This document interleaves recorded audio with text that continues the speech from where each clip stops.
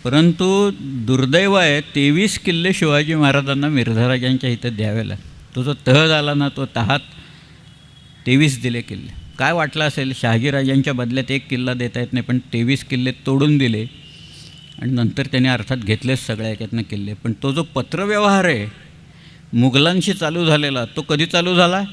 शहाजीराजे अटकेत पडले. 48-49 शहाजीराजांना पकडलं. हे मुस्तफा खान वगैरे सगळे जे लोक होते ना या सगळ्यांनी मिळून नंतर त्यांना पकडलं.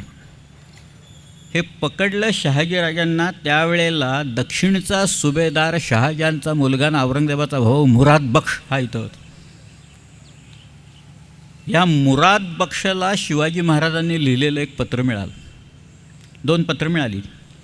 त्याच्यात शिवाजीराजा असं म्हणतात की आम्ही मुघलांची मनसबदारी स्वीकारण्यास तयार आहोत, मी आणि माझे वडील तीर्थरूप, आणि तुमचा सगळा कारभार आहे तो दख्खनचा सगळा भाग आहे तो आम्ही त्याची जबाबदारी सांभाळू. काही असेल तुमच्या वतीनं बरं का सगळं ते सगळं आम्ही सांभाळू मात्र इथं, पण तुमचे मनसबदार आम्ही आहोत असं एक फरमान आम्हाला तुम्ही द्या.